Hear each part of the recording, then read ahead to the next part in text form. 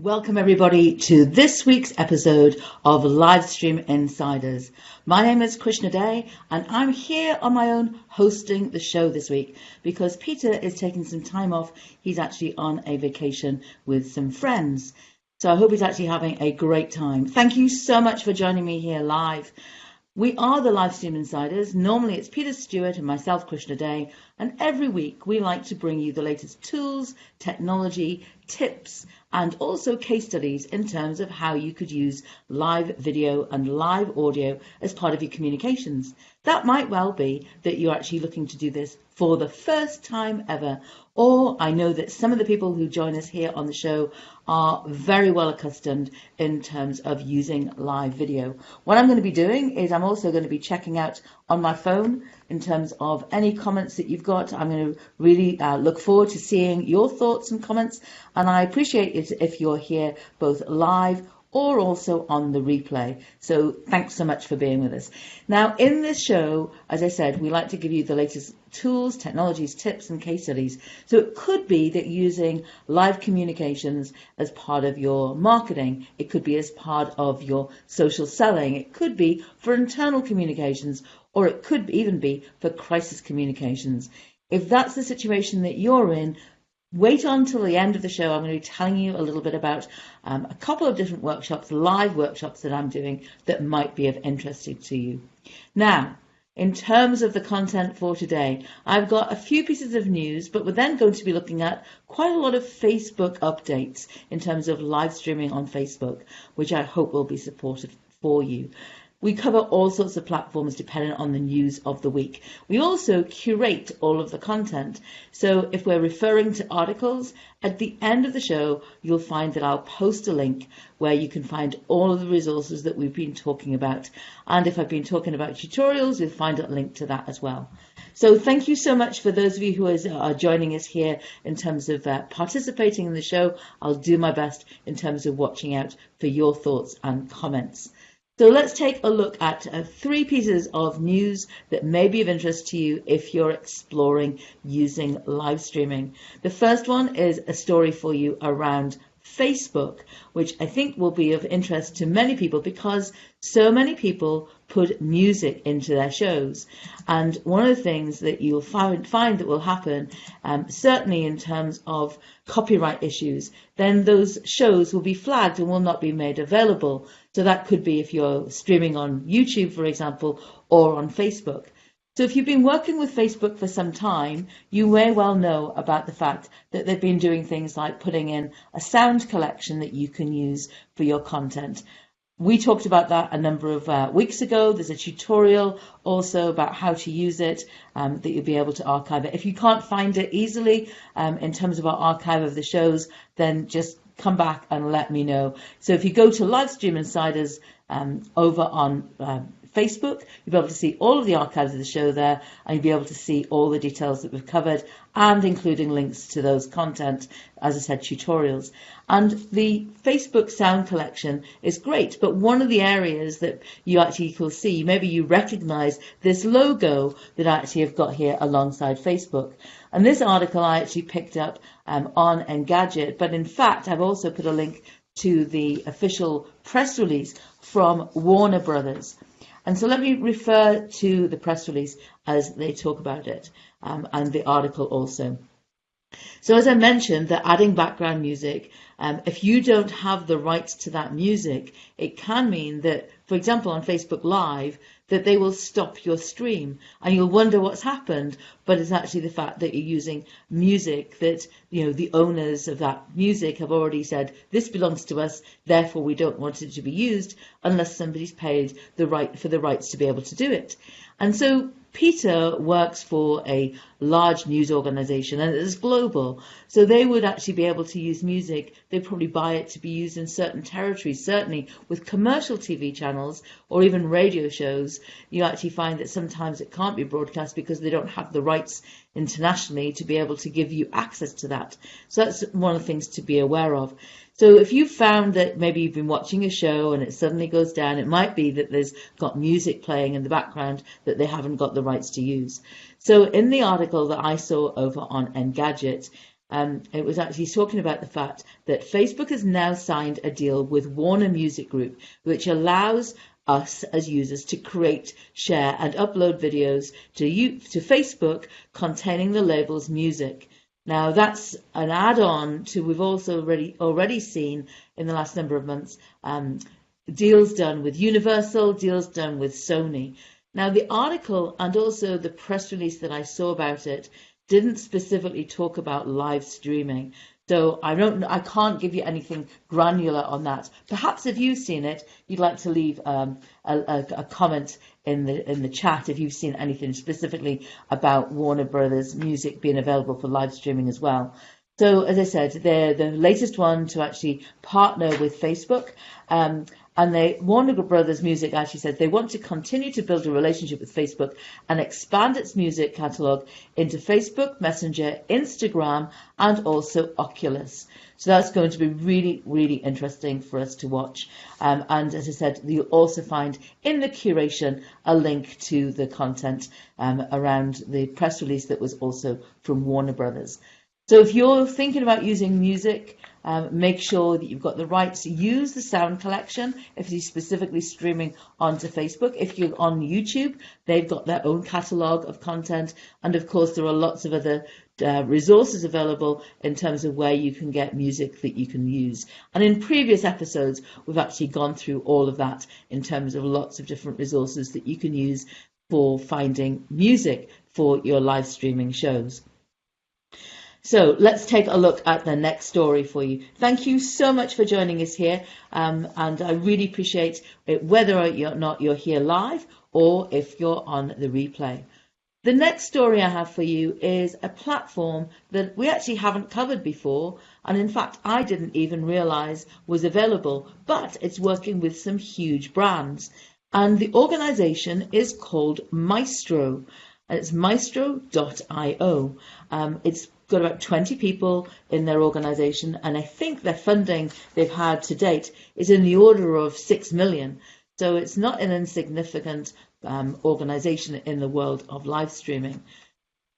The thing that actually many people are concerned about, particularly if you're working in an organization and you're looking at using live streaming, you're wondering, well, how do we actually identify the return on investment? Is what we're doing in live streaming of value? And so this was an interesting article for me that I actually came across.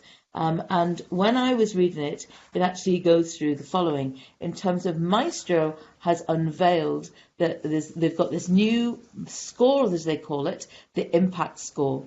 And it's for brands and agency who are working with live streaming.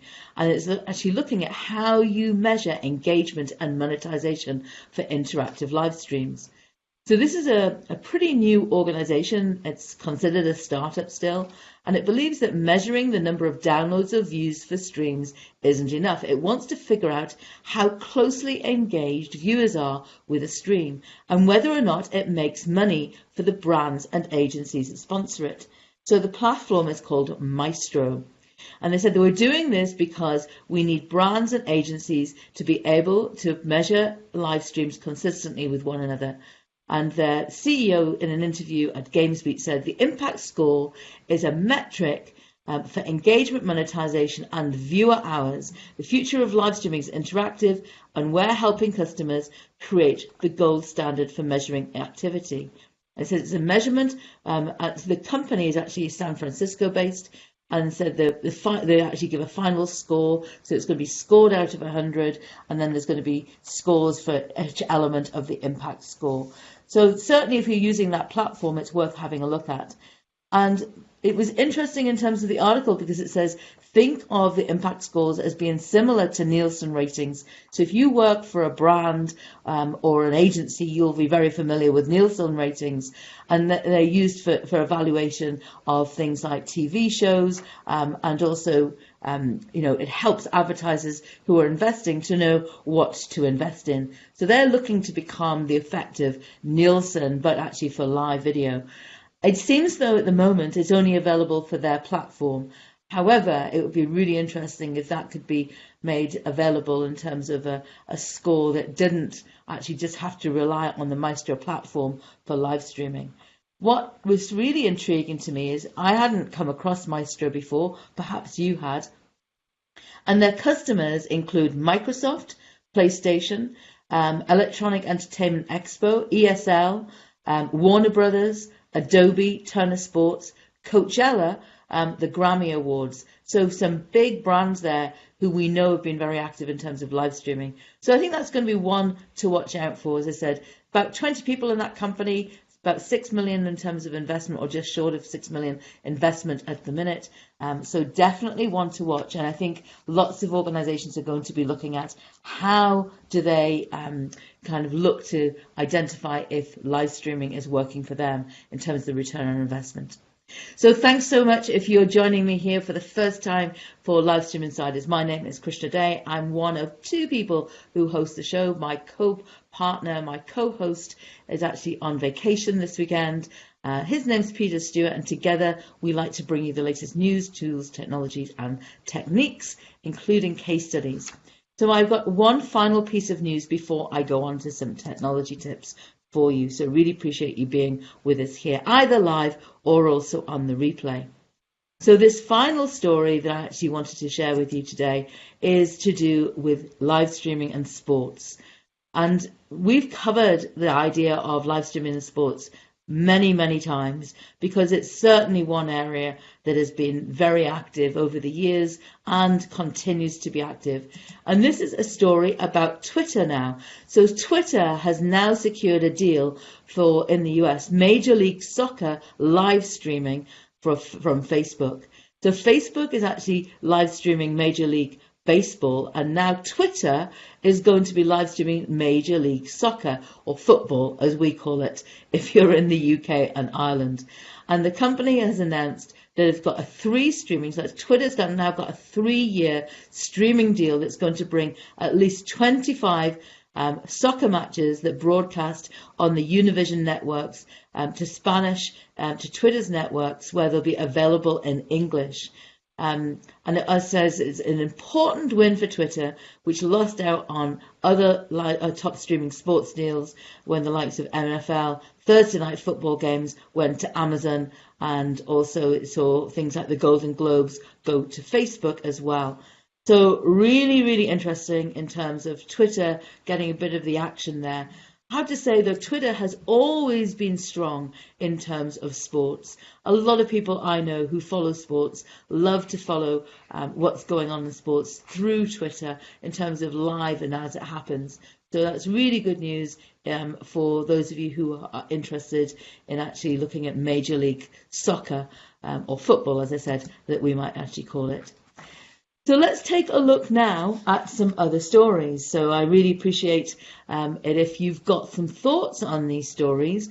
And actually, they're all Facebook related. And that's just the nature of the types of content that have been coming up this week.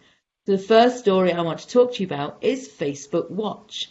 So I can see that Stephen's here actually participating in the live stream, and I know that he's been exploring this new feature. So back in January, if you were with us at the time, you would know that we talked about a new feature coming to Facebook groups called the Facebook Watch Party. So there's two different elements of Facebook Watch. One is actually it's rolling out in the States, which is specifically in terms of shows and series of shows that you can participate in. But the second is the Facebook Watch Party. And the idea here is that we can watch and talk to friends actually participating in a group. So when I look at my mobile phone at the moment, what I can see is that I can actually chat to Stephen. So I actually am not going to do that because I'm here hosting the show. But if I was watching the show now, just within my Facebook app, it actually has given me a prompt to say, have a chat with Stephen. So we could be together having a conversation about all sorts of things, but including a show that we're watching. The difference that's happening here with the Facebook Watch Party is that this is going to happen within a group.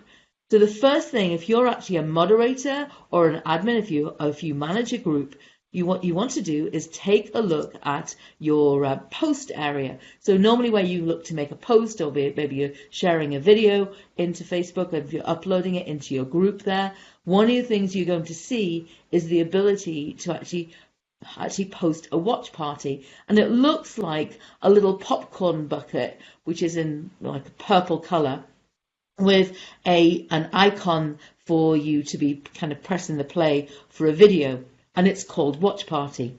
So what you would do is click on that, and that's then going to bring up the ability for you to host the watch party.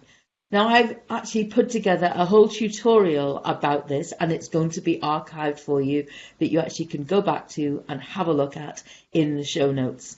I have got access to Watch Party, but not in groups of my own. And it seems at the moment there's no kind of qualification about who gets access to the Watch Party. So I know some people who've got very small groups who've got access, and others who've got thousands of people in their group and haven't got access. And I've got various groups of different sizes. The ones I've got access to Watch Party on actually don't happen to be my own group, so I couldn't test it in real time. But thankfully, somebody who I know actually did test it, and I've actually been able to go through and have a look at how that works for you. So as I said, there's a little tutorial in the archive of all the links for the show. But in essence, what you can do, if you're the host of it, the moderator of it, you can actually queue up video content that, as long as the video content is public on Facebook, then you can actually look to watch it. So you could search for a page. So you could search for one of your own pages and bring content up to discuss in the group. You can search for live streams that are going on now. So, for example, if my stream was picked up and you could find it in the map, you could easily pick up that live stream. You can actually also be talking about it. So another group, it may not be anything to do with your live stream, in terms of it may not be people connected to it, but they've come across your live stream because you can see all the current live streams there, and you can bring that up, and people can then have a conversation about it. There's a number of nuances that you need to be aware with Watch Party, though. Firstly, anything that you just share in that watch party, you can, as the host, you can start it, you can pause it, you can queue up other content, and people can actually participate in terms of that, and they can leave comments. But any of that archive of the conversations you've had, any of the shows that, or kind of content, the videos you've talked about, there's no archive of that at the moment.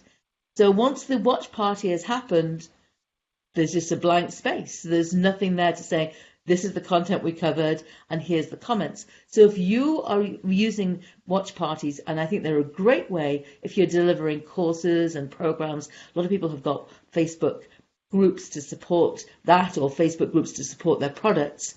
If you're doing that, you really need to capture any comments that are happening live, kind of scroll through and copy them over just to have a look, because if you couldn't answer all the questions that come up live, what you're going to need to do is go back after the event, but there'll be no archive of it, so you really need to grab it then. The other observation I'd have for you, in terms of having seen a few watch parties in action, is that you really need to tell people that you're going to be doing it.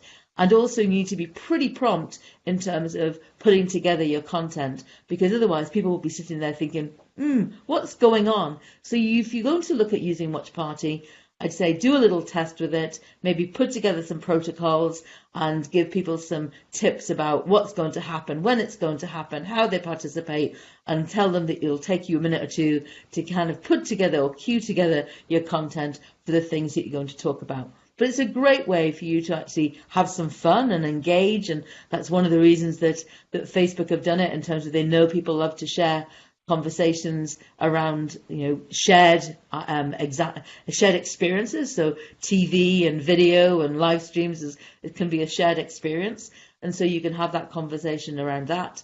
And that's, as I said, one of the key reasons that they've done it. But I do think from a brand, from an organisation perspective, there's some great opportunities for you to use it in terms of for education or actually engagement with your community. So perhaps put some guidance for them about how it's going to work. And as I said, you might want to experiment with it. I hope it rolls out to all of us. I mean, when it was announced back in January, it said they were testing it. I know a lot of people have got access to it now. Hopefully we'll all have access in due course. And I'm sure they'll tweak their settings as well. So we may well see that there's an archive of conversations in terms of there, or the content that's been shared, that you as the moderator or the host can actually make available. As I said, it's not available at this point in time. So that was announced back in January. We're starting to see it roll out more extensively now in March, and I definitely would watch out for that in your groups. I actually can see that Stephen's commenting here, the fastest way to save videos is you find them at the show. You can access all your personal saves. Absolutely. In the tutorial that I've written, I've given you all the different things you can do. So you can put together a list of your content in terms of videos that are actually, you might want to actually have one that you share immediately that tells people about what to expect, which also gives you a bit of a time to be able to put other content together. But yes, you can pull content there from content that you've already saved.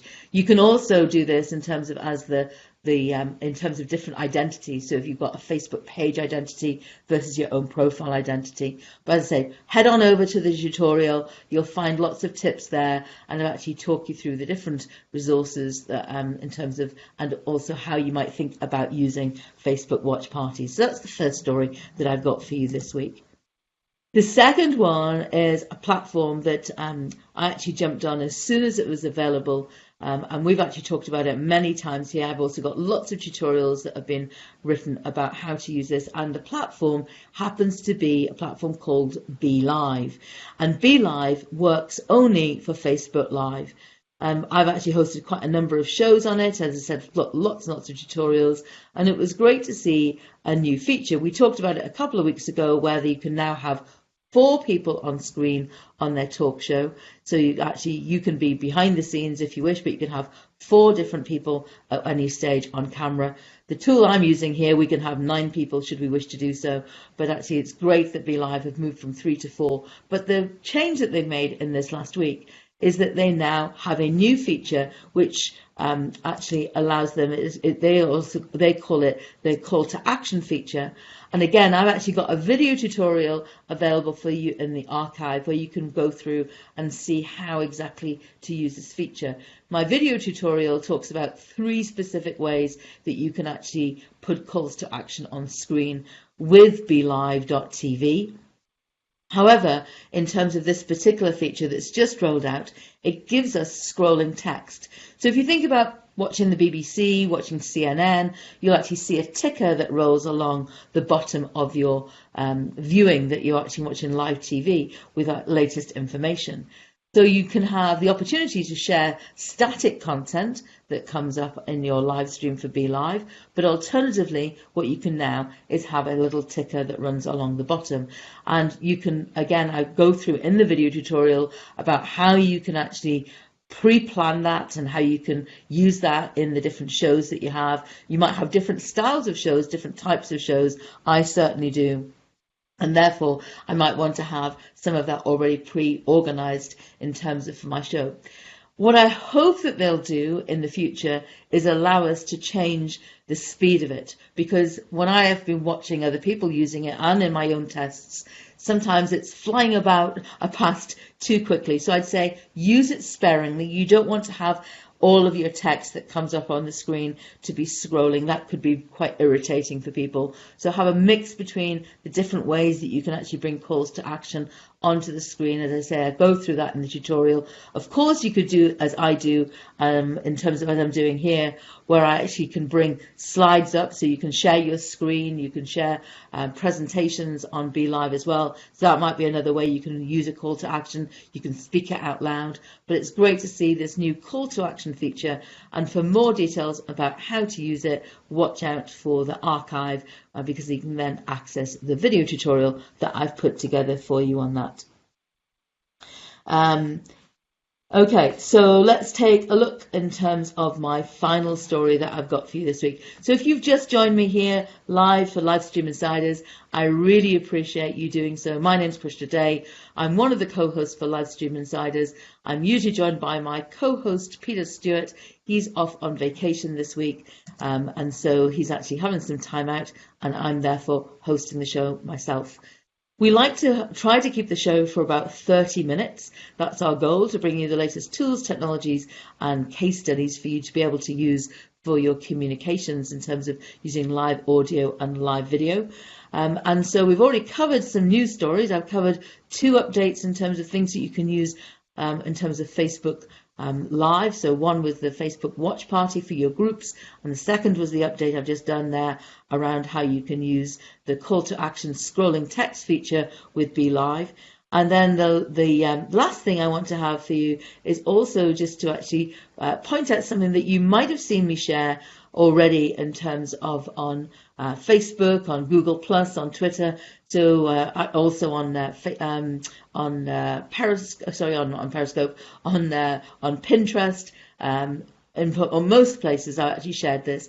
So this is a really handy thing. Now I haven't put all of this to the test, but I've actually found this about 2.5 weeks ago, and it wasn't working for me properly at the time, so I didn't report on it. But actually I did report on it this week because it's a really handy feature. So you might be aware that if you're on desktop, so this won't work for you on mobile, but if you're on desktop and I'm on a PC, if I right click on a video or a live stream that's happened in terms of replay, you get the option to get the URL of that specific piece of content. But what's happened now is that Facebook have released an update. So that what you can do is you can copy the URL, not just for the full video, but a specific time point. So as an example, when this live stream is over, and if you wanted to share with somebody, or you wanted to kind of remember yourself in terms of, okay, they were talking about that feature on that live stream, or Krishna was mentioning this specific feature, and it was at this point in the show, you can fast forward, of course, to where that conversation was going on, or that piece of information was shared. If you do that right click, actually you'll be able to see what I'm showing here on screen. You can copy the video URL at that current time. So that wasn't working for me when I was sharing it originally. Certainly was working for me this week. What I haven't tested, and I'd be really interested in your thoughts if you've tried this out. Have you tried to embed this in terms of, will it play? If you shared this as an embed feature, and let's say you posted it onto your website, will that URL, if you're using, an embed feature to be able to bring that video content back onto your website, will it be able to play just from that? You can do that from a YouTube perspective. So this is not new news if you're using YouTube. You've been able to do this for a long time. When you go to share a video on YouTube, you can decide, do I want to share it with starting at a certain time point? So this is really handy, particularly in terms of if you want to get more views of your content, of your live stream, and you want to direct people back to a specific point, and you don't want to have to go through all of the work of actually repurposing a conversation just to take a little segment. Let's say you had a great point from a guest you had on your live stream. You actually can do that with that time point. But what I haven't tested, I haven't put to the test myself, is actually whether or not that actually works for you if you're actually embedding it. So that might be something that you actually may want to have a look at a test of. So that's it in terms of my stories for you, in terms of the news stories. It's also in terms of the updates, the technology updates for you. This is episode 125. However, I did promise you at the beginning of the show that I'd tell you about some opportunities if you were interested in actually learning about live streaming. And I've got 2 events that I'm actually doing. One is, those of you who have known me for some time will be aware that I deliver programs for organisations. And one of the organisations, which has been probably about 10 years now in the running, is actually the PR Institute of Ireland. So I deliver a certificate in social media communications for communications professionals, PR. That could be in-house PR. It could also be for agencies as well. So every year we run that program about twice, and it's quite an extensive program. There's not many programs I know of, certainly not in Ireland, that are as extensive in terms of the depth and the breadth and the number of days that we actually cover the program in. I also bring in some guest speakers. So what's one of the programs you might want to look at? Again, all the links are in the curation. So the PRII actually have a certificate in social media communications, and I always cover live streaming in that. But we also have, and we've done this again before for them, is we're actually having another full day workshop about live streaming. The last time I just did it about mobile live streaming, and that was about a year ago. There's been so many developments in terms of platforms we can use for live streaming easily from desktop. We're going to include desktop tools as well this time. So both of these programs are starting in a number of months. The Social Media Communications Certificate Program will be starting at the end of April. And the live streaming for communications program, that program will be in the middle of May. So if you've been keen to actually be able to get some hands-on experience with me, both of those programs are going to be held in Dublin with the PRII. You can check them out on their website, or alternatively, as I said, take a look at the archive, and that just may be of interest. I do a lot of live streaming education with people in terms of virtual as well, but if you want to have some really solid hands-on experience in terms of live video, and it might be you decide at the end of that program, actually, you know what, at least now I know what we need to be doing, because now what I want to do is actually work with an organization to do it. So I'm talking to a fantastic charity at the moment about their live streaming plans, but it's likely in their case, even with that education, that they'll go and find a professional live streaming team to be able to do it because of the high profile of that event. At the same time, I've been talking to a firm of accountants about how they could be using live streaming, and in that case they'll probably do it themselves in-house using mobile tools or even desktop like I'm doing here. So if you want hands-on experience, that's a way that you can work with me in terms of during either the April program, or in fact that program goes on from April through to June, or for the one-day live streaming program for communications professionals, that's going to be in the middle of May. Thank you again so much for joining me here live for Livestream Insiders. I hope that today has been of interest and assistance to you. Just to let you know, in terms of there is a time difference, as we've seen, because if you're in the US, I know that your time zones have been, you've moved forward in terms of daylight savings time a week ago. So for 2 weeks this spring, we're out of kilter. But what will happen is next week, we actually move forward if you're in the UK or Ireland. And so what will happen is that we'll be back in terms of the usual time difference of, if it's Pacific time, it's an 8-hour time difference. If it's Eastern time, it's a 5-hour time difference. If it's Central time, it's a 6-hour time difference. You can work all of your other things out from that. But we'll be back at the same time. That's 7 p.m. for UK and Ireland. That will be 2 p.m. Eastern time, 11 a.m. Pacific. And we'll be back with Livestream Insiders for you on the 25th of March. Until then, do let us know about your live streaming success stories. We'd love to see what you're doing and hear about what you're doing. Feel free to post them in the comments here if you've been experimenting with any of the ideas that we've shared today in terms of the different ways that you can do specifically in terms of the updates for Facebook Live. Until next time, this is me, Krishna Day, signing out for Livestream Insiders. Find us on Twitter at LS Insiders, and if you prefer to get the archive of the show over on YouTube, you'll also be able to find out how to do that from the notes that are actually in the show after I've finished here today. Thanks again for joining us and joining me specifically for this episode of Livestream Insiders.